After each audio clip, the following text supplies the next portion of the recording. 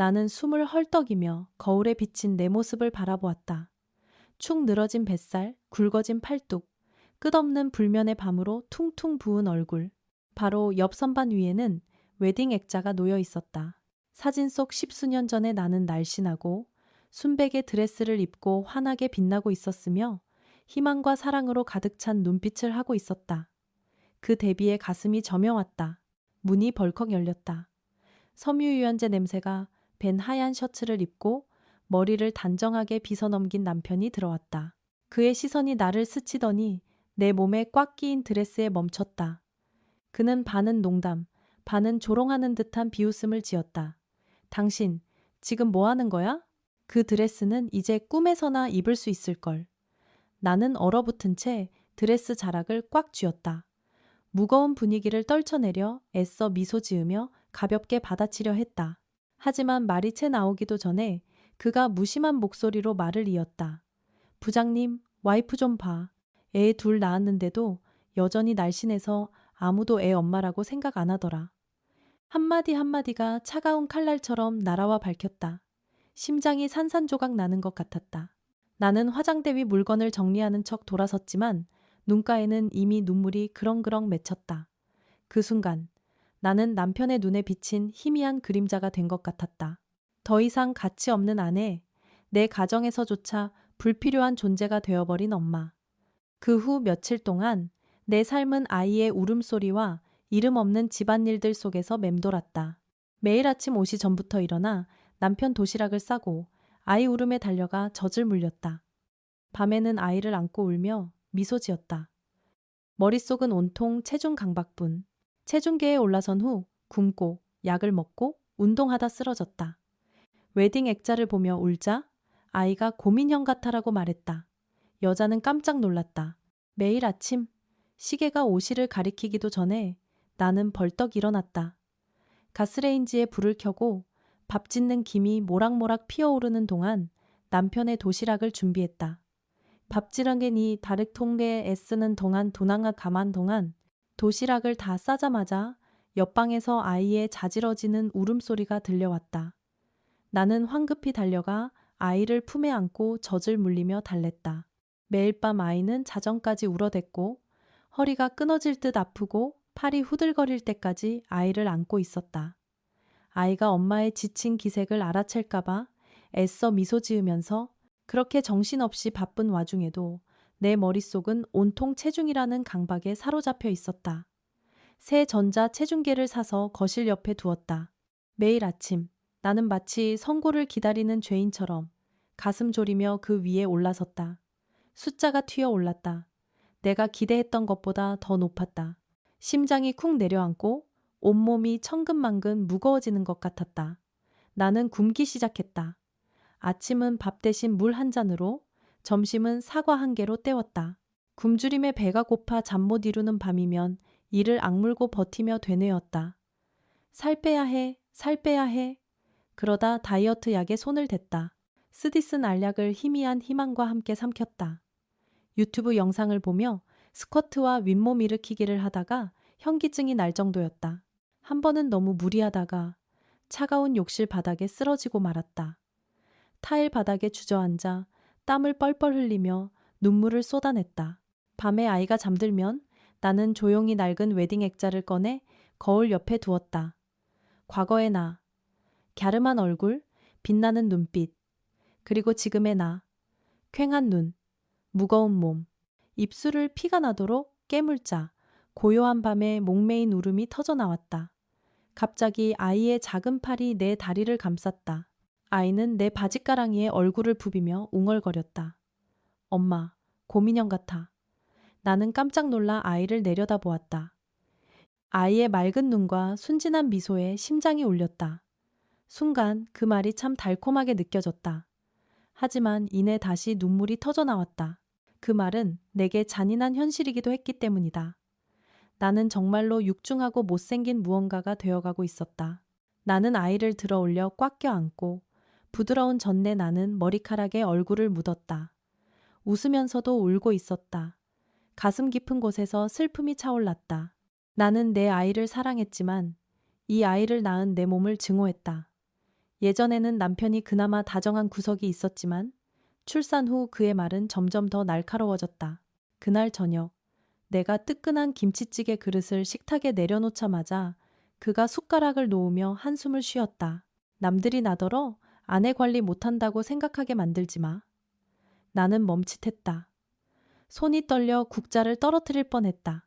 나는 울음을 삼키며 억지로 웃었다. 나도 노력하고 있어.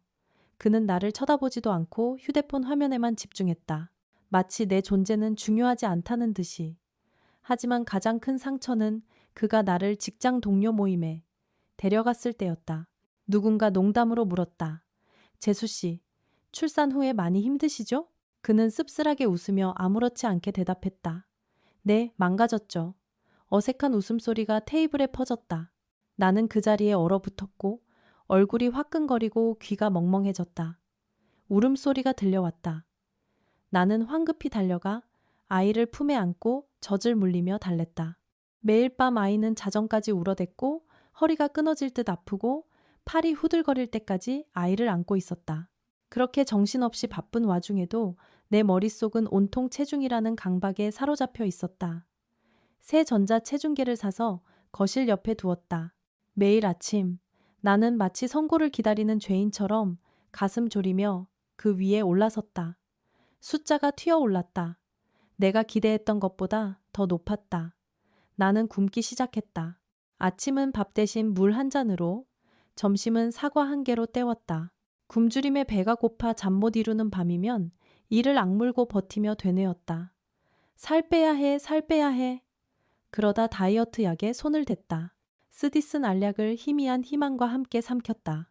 유튜브 영상을 보며 스쿼트와 윗몸 일으키기를 하다가 현기증이 날 정도였다.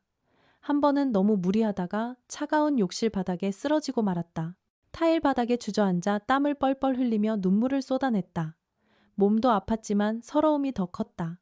밤에 아이가 잠들면 나는 조용히 낡은 웨딩 액자를 꺼내 거울 옆에 두었다. 과거의 나, 갸름한 얼굴, 빛나는 눈빛, 그리고 지금의 나, 퀭한 눈, 무거운 몸. 갑자기 아이의 작은 팔이 내 다리를 감쌌다. 아이는 내 바짓가랑이에 얼굴을 부비며 웅얼거렸다. 엄마, 곰인형 같아. 나는 아이를 들어 올려 꽉 껴안고 부드러운 전내 나는 머리카락에 얼굴을 묻었다.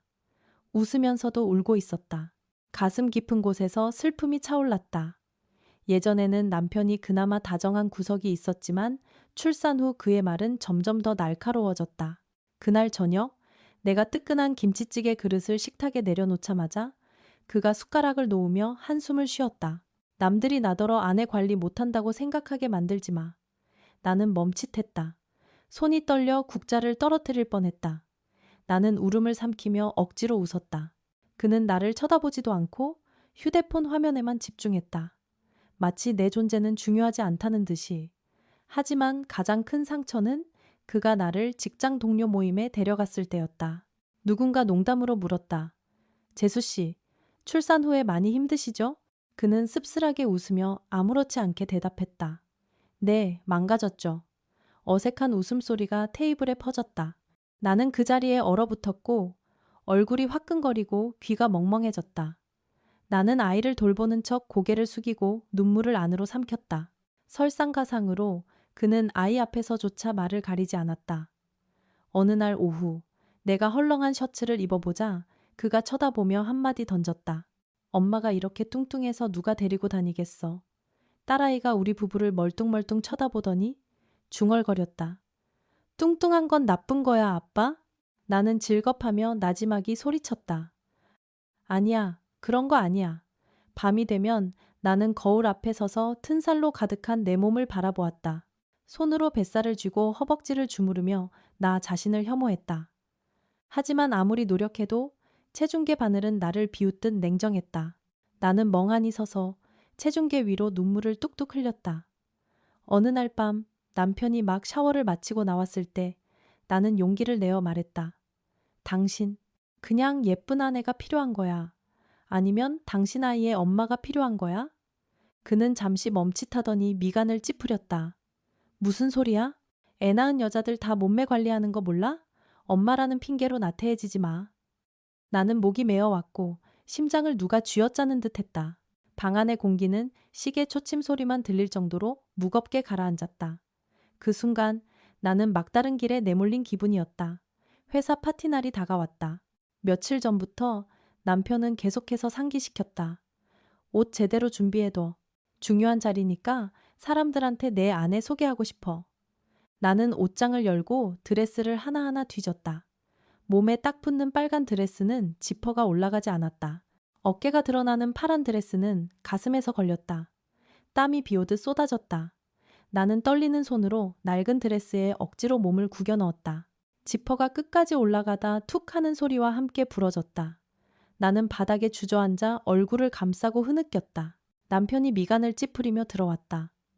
언제까지 나를 늦게 할 셈이야? 무슨 소리 하는 거야? 중요한 자리라고. 사람들이 우리 둘 다 기다리고 있는데. 동료들 앞에서 나 망신시킬 작정이야? 나는 더 크게 울음을 터뜨리며 목맨 소리로 말했다. 당신은 그냥 예쁜 아내를 자랑하고 싶은 거잖아. 맞지? 당신 아이의 엄마인 나는 아무 의미도 없는 거냐고. 옆방에서 딸의 울음소리가 터져 나오며 이 모든 분위기를 갈기갈기 찢어 놓았다. 그가 다가와 목소리는 낮췄지만 여전히 무겁게 말했다. 당신은 몰라. 남자도 체면이 필요해. 다들 젊고 예쁜 아내를 뒀는데 나는 어떡하라고? 나는 비틀거리며 일어섰다. 붉어진 눈으로 소리쳤다. 체면? 그럼 그 체면이나 지키시지. 나는 당신이랑 같이 안 가. 차라리 아이랑 집에 있는 게 낫겠어. 그는 차 키를 테이블에 세게 던지고 돌아서 나가버렸다. 문이 쾅 닫히고 차가운 침묵만이 남았다. 나는 바닥에 주저앉았고 파티 드레스가 손에서 미끄러졌다. 어두컴컴한 방 안에는 시계 초침 소리와 멀리서 들려오는 파티 음악 소리만이 울려 퍼졌다. 마치 내가 방금 모든 것을 잃었다는 사실을 상기시키려는 듯이 눈물이 쏟아져 나왔다. 나는 떨리는 두 손을 꽉 쥐었다. 그 순간 나는 온 세상에 버려진 기분이었다. 아내가 되기에는 충분히 아름답지 못하고 엄마가 되기에는 충분히 강하지 못한 쓸모없는 여자. 대판 싸운 다음 날 아침 나는 집 근처 재래시장에 갔다. 날씨는 쌀쌀했고 끓고 있는 탕 냄비에서는 김이 모락모락 피어올랐으며 시끄러운 호객 소리와 뒤섞였다. 나는 텅 빈 마음으로 장바구니를 든 채 힘없이 걸었다. 지영아? 나는 멈칫했다. 그 목소리? 고개를 돌렸다. 낯익은 얼굴이 나타났다. 고등학교 동창 미영이었다. 10년 넘게 못 봤는데도 바로 알아볼 수 있었다. 아이를 안고 있었다. 아이가 엄마의 지친 기색을 알아챌까봐 애써 미소 지으면서 그렇게 정신없이 바쁜 와중에도 내 머릿속은 온통 체중이라는 강박에 사로잡혀 있었다. 새 전자 체중계를 사서 거실 옆에 두었다. 매일 아침 나는 마치 선고를 기다리는 죄인처럼 가슴 졸이며 그 위에 올라섰다. 숫자가 튀어올랐다. 내가 기대했던 것보다 더 높았다. 심장이 쿵 내려앉고 온몸이 천근만근 무거워지는 것 같았다. 나는 굶기 시작했다. 아침은 밥 대신 물 한 잔으로, 점심은 사과 한 개로 때웠다. 굶주림에 배가 고파 잠 못 이루는 밤이면 이를 악물고 버티며 되뇌었다. 살 빼야 해. 살 빼야 해. 그러다 다이어트 약에 손을 댔다. 쓰디쓴 알약을 희미한 희망과 함께 삼켰다.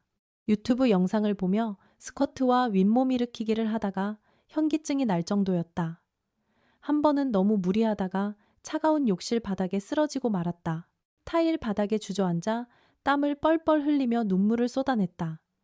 몸도 아팠지만 서러움이 더 컸다. 밤에 아이가 잠들면 나는 조용히 낡은 웨딩 액자를 꺼내 거울 옆에 두었다. 과거의 나, 갸름한 얼굴, 빛나는 눈빛, 그리고 지금의 나, 퀭한 눈, 무거운 몸, 입술을 피가 나도록 깨물자. 고요한 밤에 목매인 울음이 터져 나왔다. 갑자기 아이의 작은 팔이 내 다리를 감쌌다. 아이는 내 바짓가랑이에 얼굴을 부비며 웅얼거렸다. 나는 깜짝 놀라 아이를 내려다보았다. 아이의 맑은 눈과 순진한 미소에 심장이 울렸다. 순간 그 말이 참 달콤하게 느껴졌다. 하지만 이내 다시 눈물이 터져 나왔다. 그 말은 내게 잔인한 현실이기도 했기 때문이다. 나는 정말로 육중하고 못생긴 무언가가 되어가고 있었다. 나는 아이를 들어올려 꽉 껴안고 부드러운 전내 나는 머리카락에 얼굴을 묻었다. 웃으면서도 울고 있었다. 가슴 깊은 곳에서 슬픔이 차올랐다. 나는 내 아이를 사랑했지만 이 아이를 낳은 내 몸을 증오했다. 예전에는 남편이 그나마 다정한 구석이 있었지만 출산 후 그의 말은 점점 더 날카로워졌다. 그날 저녁 내가 뜨끈한 김치찌개 그릇을 식탁에 내려놓자마자 그가 숟가락을 놓으며 한숨을 쉬었다. 남들이 나더러 아내 관리 못한다고 생각하게 만들지 마. 나는 멈칫했다. 손이 떨려 국자를 떨어뜨릴 뻔했다. 나는 울음을 삼키며 억지로 웃었다. 그는 나를 쳐다보지도 않고 휴대폰 화면에만 집중했다. 마치 내 존재는 중요하지 않다는 듯이. 하지만 가장 큰 상처는 그가 나를 직장 동료 모임에 데려갔을 때였다. 누군가 농담으로 물었다. 재수 씨, 출산 후에 많이 힘드시죠? 그는 씁쓸하게 웃으며 아무렇지 않게 대답했다. 네, 망가졌죠. 어색한 웃음소리가 테이블에 퍼졌다. 나는 그 자리에 얼어붙었고 얼굴이 화끈거리고 귀가 멍멍해졌다. 나는 아이를 돌보는 척 고개를 숙이고 눈물을 안으로 삼켰다. 그 순간 당장이라도 사라져버리고 싶었다. 설상가상으로 그는 아이 앞에서조차 말을 가리지 않았다. 어느 날 오후 내가 헐렁한 셔츠를 입어보자 그가 쳐다보며 한마디 던졌다. 엄마가 이렇게 뚱뚱해서 누가 데리고 다니겠어? 딸아이가 우리 부부를 멀뚱멀뚱 쳐다보더니 중얼거렸다. 뚱뚱한 건 나쁜 거야, 아빠? 나는 질겁하며 나지막이 소리쳤다. 아니야, 그런 거 아니야. 하지만 그 질문은 비수처럼 내 심장에 꽂혔다. 나는 떨리는 손으로 아이를 품에 안았다. 아이가 나처럼 외모에 대한 강박을 갖고 자랄까봐 뼛속까지 두려웠다. 밤이 되면 나는 거울 앞에 서서 튼살로 가득한 내 몸을 바라보았다. 손으로 뱃살을 쥐고 허벅지를 주무르며 나 자신을 혐오했다. 나는 다시 혹독한 다이어트에 돌입했다. 배가 고파 쓰린 날에도 조용히 밥 대신 찬물 한 잔을 마셨다. 거실에서 운동하기 위해 새벽같이 알람을 맞추고 땀으로 옷이 흠뻑 젖고 심장이 터질 듯 뛸 때까지 운동했다.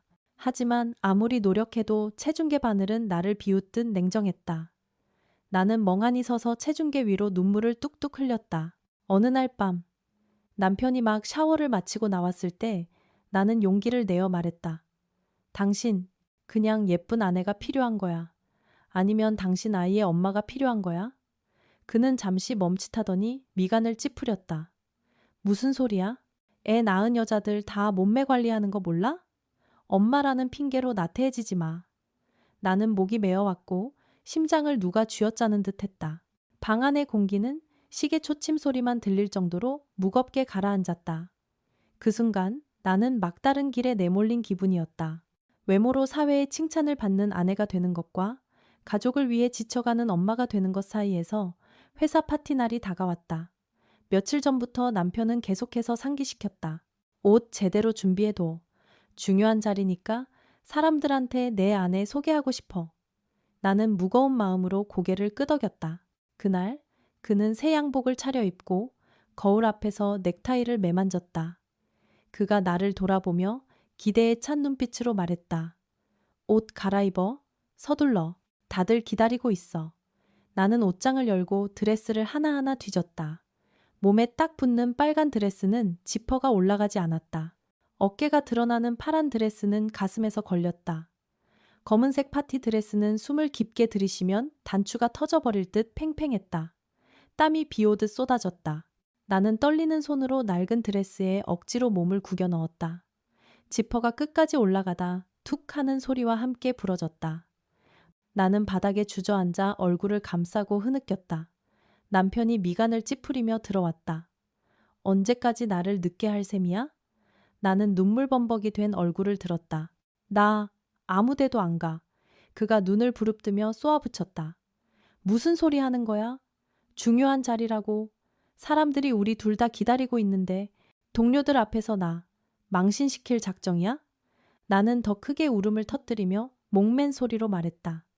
당신은 그냥 예쁜 아내를 자랑하고 싶은 거잖아. 맞지? 당신 아이의 엄마인 나는 아무 의미도 없는 거냐고. 옆방에서 딸의 울음소리가 터져나오며 이 모든 분위기를 갈기갈기 찢어놓았다. 하지만 우리는 분노와 상처가 소용돌이치는 채로 여전히 마주보고 서 있었다.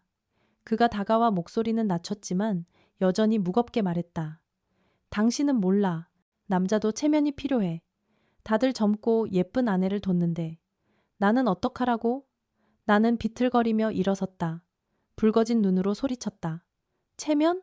그럼 그 체면이나 지키시지. 나는 당신이랑 같이 안 가. 차라리 아이랑 집에 있는 게 낫겠어. 숨 막히는 정적이 흘렀다. 그는 차 키를 테이블에 3개 던지고 돌아서 나가버렸다. 문이 쾅 닫히고 차가운 침묵만이 남았다. 나는 바닥에 주저앉았고 파티 드레스가 손에서 미끄러졌다. 어두컴컴한 방 안에는 시계 초침 소리와 멀리서 들려오는 파티 음악 소리만이 울려 퍼졌다. 마치 내가 방금 모든 것을 잃었다는 사실을 상기시키려는 듯이 눈물이 쏟아져 나왔다. 나는 떨리는 두 손을 꽉 쥐었다. 그 순간 나는 온 세상에 버려진 기분이었다. 아내가 되기에는 충분히 아름답지 못하고 엄마가 되기에는 충분히 강하지 못한 쓸모없는 여자. 대판 싸운 다음 날 아침 나는 집 근처 재래시장에 갔다. 날씨는 쌀쌀했고 끓고 있는 탕 냄비에서는 김이 모락모락 피어올랐으며 시끄러운 호객 소리와 뒤섞였다. 나는 텅 빈 마음으로 장바구니를 든 채 힘없이 걸었다. 지영아? 나는 멈칫했다. 그 목소리. 고개를 돌렸다. 낯익은 얼굴이 나타났다. 고등학교 동창 미영이었다. 10년 넘게 못 봤는데도 바로 알아볼 수 있었다. 그녀가 다가와 나를 안았다.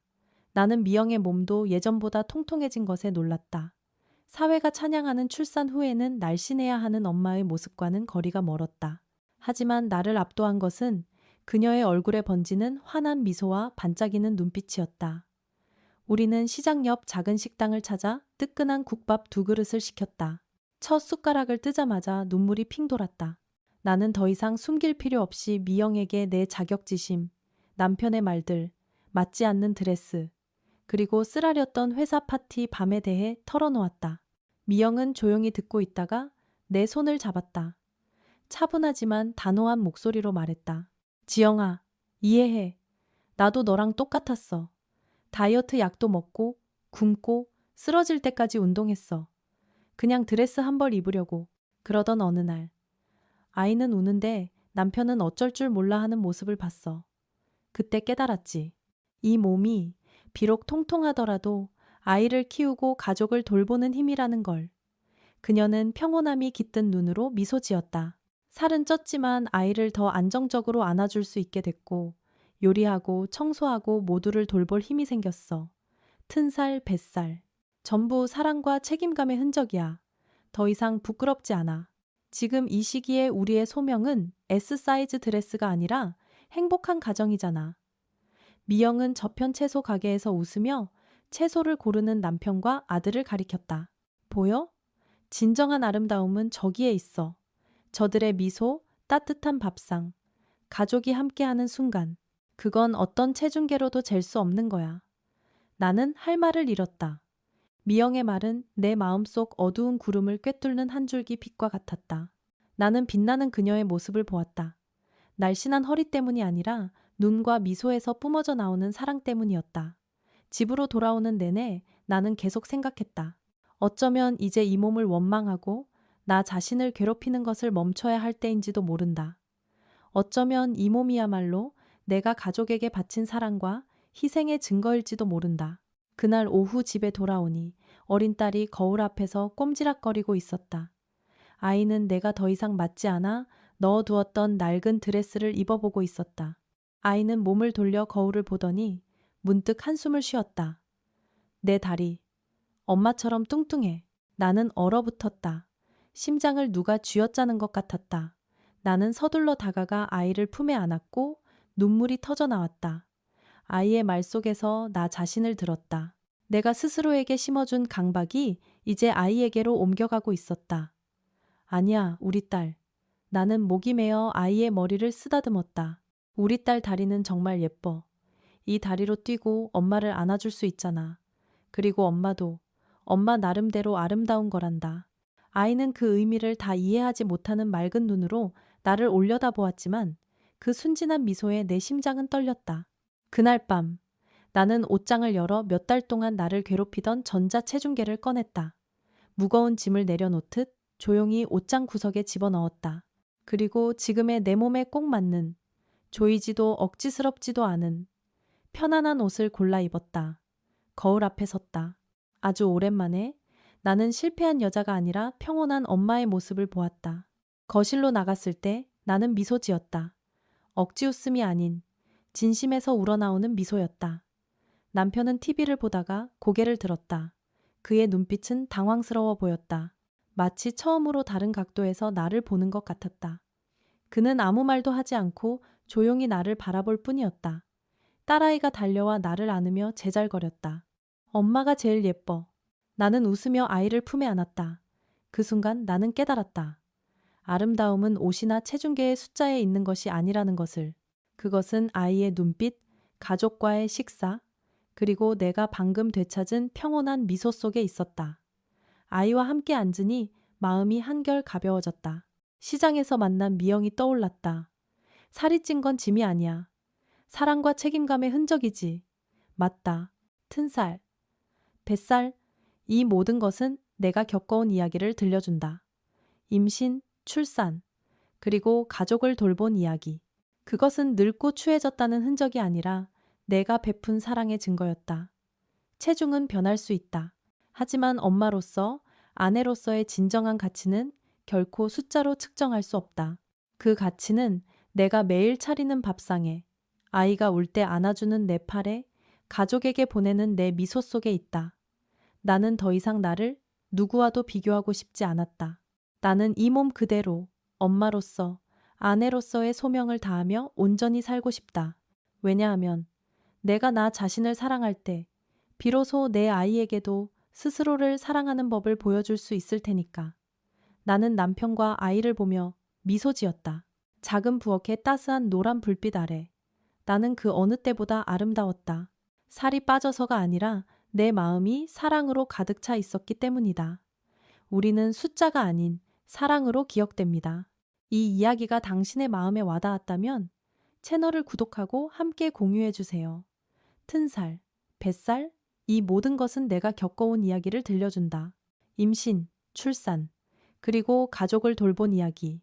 그것은 늙고 추해졌다는 흔적이 아니라 내가 베푼 사랑의 증거였다. 체중은 변할 수 있다. 하지만 엄마로서, 아내로서의 진정한 가치는 결코 숫자로 측정할 수 없다. 그 가치는 내가 매일 차리는 밥상에, 아이가 울 때 안아주는 내 팔에, 가족에게 보내는 내 미소 속에 있다. 나는 더 이상 나를 누구와도 비교하고 싶지 않았다. 나는 이 몸 그대로 엄마로서, 아내로서의 소명을 다하며 온전히 살고 싶다. 왜냐하면 내가 나 자신을 사랑할 때 비로소 내 아이에게도 스스로를 사랑하는 법을 보여줄 수 있을 테니까. 나는 남편과 아이를 보며 미소 지었다. 작은 부엌의 따스한 노란 불빛 아래 나는 그 어느 때보다 아름다웠다. 살이 빠져서가 아니라 내 마음이 사랑으로 가득 차 있었기 때문이다. 우리는 숫자가 아닌 사랑으로 기억됩니다. 이 이야기가 당신의 마음에 와닿았다면 채널을 구독하고 함께 공유해 주세요.